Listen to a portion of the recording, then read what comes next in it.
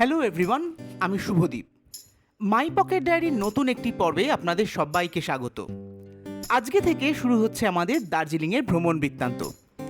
দার্জিলিং ভ্রমণের প্রথম পর্বে আমরা দেখব কলকাতা থেকে শুরু করে দার্জিলিং পৌঁছানোর ট্রিপ ডিটেলস, খাওয়া দাওয়া এবং বেশ কয়েকটি উল্লেখযোগ্য দর্শনীয় স্থান। চলুন তাহলে শুরু করা যাক।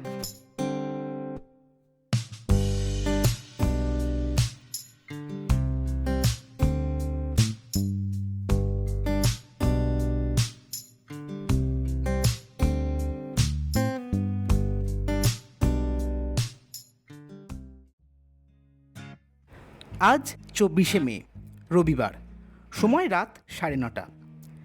নাগেরবাজার থেকে উবের ধরে আমরা ফাইনালি যাত্রা শুরু করলাম দার্জিলিংয়ের উদ্দেশ্যে।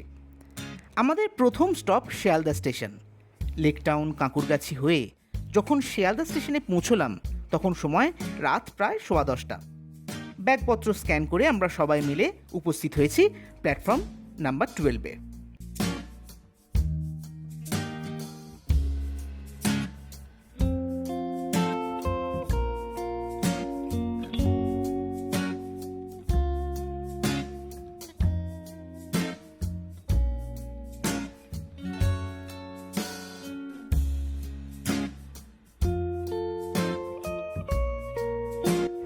সময় রাত 11:20। 12377 পদাতিক এক্সপ্রেসে সওয়ার হয়ে শুরু হলো আমাদের জার্নির দ্বিতীয় অধ্যায়। ডিনার সবাই বাড়ি থেকে করেই এসেছি। এবার খানিকক্ষণ গল্পগাছা সেরে শুয়ে পড়লেই হলো। বাচ্চাগুলো ভীষণ এক্সাইটেড, কখন চোখের সামনে পাহাড় দেখতে পাবে এই ভেবেই। ট্রেনে পার হেড আমাদের টিকিট প্রাইস পড়েছে 1247 টাকা।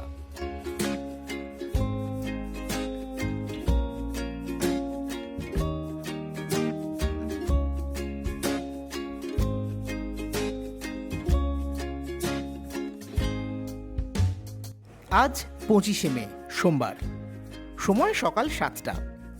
ফ্রেশ হয়ে নিয়ে জানলার ধারে বসে ছুটে চলা দিগন্ত বিস্তৃত সবুজের দিকে তাকিয়ে আছি। মাঝখানে এক রাউন্ড চা হয়ে গেছে। এনজেপিতে পৌঁছানোর এক্সপেক্টেড টাইমিং হলো সকাল 9:30। এখন সময় সকাল 10টা। এনজেপিতে নেমে সমস্ত লাগেজ নিয়ে আমরা এখন চলেছি পার্কিংয়ের দিকে। সেখানে আমাদের গাড়ি বুক করাই আছে। এখন সময় সকাল 11:45। লাগেজ গাড়ির ক্যারিয়ারে তুলে আমরা রওনা দিলাম কুইন অফ দ্য হিলসের উদ্দেশ্যে। এনজেপি থেকে বেরিয়ে শিলিগুড়ি হয়ে হাইওয়ে ধরে আমরা এগিয়ে চলেছি। ওয়েদার এখনও একই রকম, খুব গরম। এই যাত্রাপথে আমাদের খরচ ধার্য হয়েছে মোট 4000 টাকা।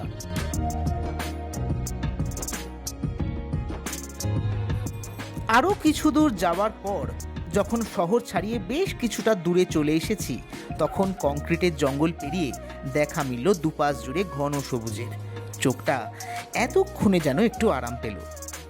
আরও কিছুটা এগোনোর পর দেখতে পেলাম দূরে পাহাড়ের শ্রেণী।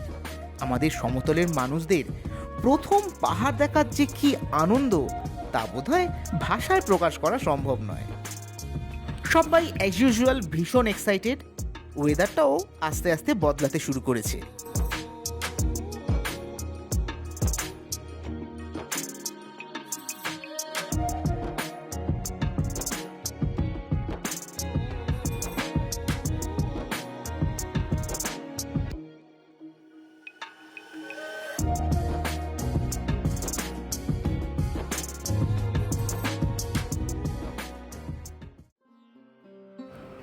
ওঠার সময় আমরা সেবকের রাস্তা ধরেছি।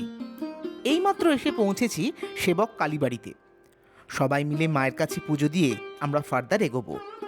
মা এখানে খুব জাগ্রত বলে শোনা যায়।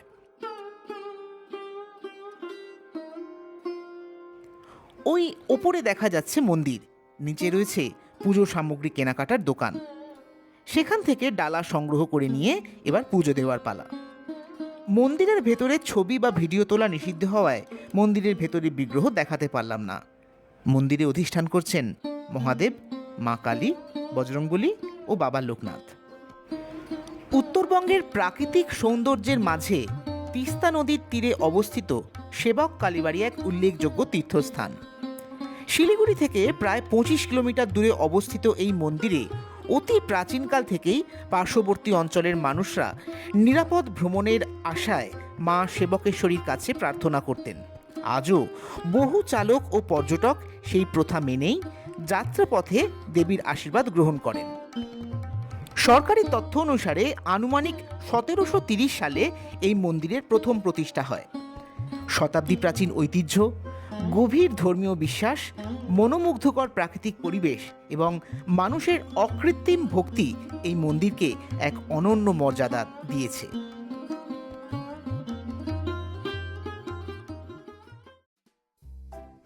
এখন সময় দুপুর 2টো। সেবক কালীবাড়ি থেকে পুজো দিয়ে বেরিয়ে বেশ কিছুটা পথ আসার পর আমরা এসে থেমেছি লাঞ্চ করার জন্য। আমাদের ড্রাইভার সাহেব তামাং ভাই আমাদের নিয়ে এসেছেন অভিনয় ফ্যামিলি রেস্টুরেন্টে। এখানে veg, non veg, Indian, Chinese সমস্ত রকম ফুড অপশনই অ্যাভেলেবেল। আমরা নিয়েছিলাম মোমো আর নুডলস। ফুড কোয়ালিটি সত্যি ভীষণ ভালো, কোয়ান্টিটিও ঠিকঠাক।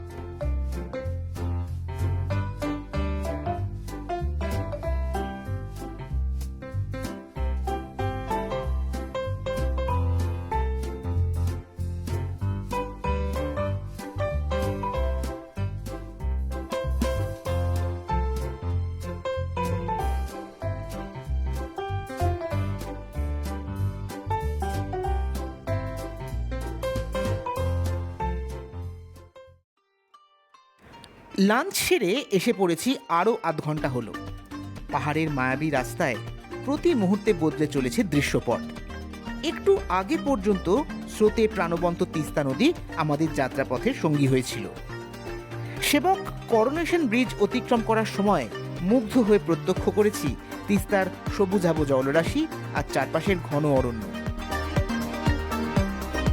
এখন দেখছি সামনে বৃষ্টি স্নাত পাহাড়ি রাস্তা, আর রাস্তার দুধারে মাথা উঁচু করে দাঁড়িয়ে থাকা সারি সারি পাইন, ওক ও রডোডেনড্রন। তাদের ফাঁক গলে কখনো সূর্যের আলো এসে পড়ছে, আবার কখনো বা ঘন মেঘ আর কুয়াশা ঢেকে দিচ্ছে সবকিছু তার রহস্যময় আবরণে।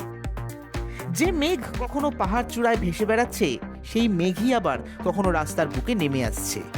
দূরের পাহাড়ি রাস্তা মেঘের অন্তরালে কখনো সুস্পষ্ট, আবার কখনো বা বিলীন। শীতল বাতাসে মিশে আছে পাহাড়ি মাটির সোঁদা গন্ধ। বৃষ্টি ভেজা গাছপালা, মেঘে ঢাকা উপত্যকা আর আঁকা বাঁকা পাহাড়ি পথ মিলে যাত্রাপথের প্রতিটি মুহূর্ত করে তুলেছে স্মরণীয়।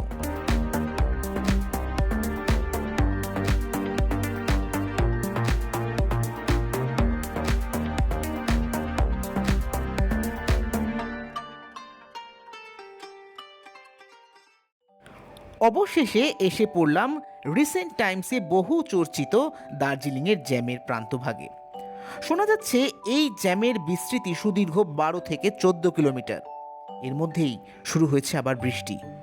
জানি না ফাইনালি কখন পৌঁছতে পারবো, তাই এখন শুধুই অপেক্ষা। আজকের জন্য তাহলে এটুকুই। খুব শীঘ্রই ফেরত আসছি দার্জিলিং ভ্রমণের পরবর্তী পর্ব নিয়ে। সবাই খুব ভালো থাকবেন।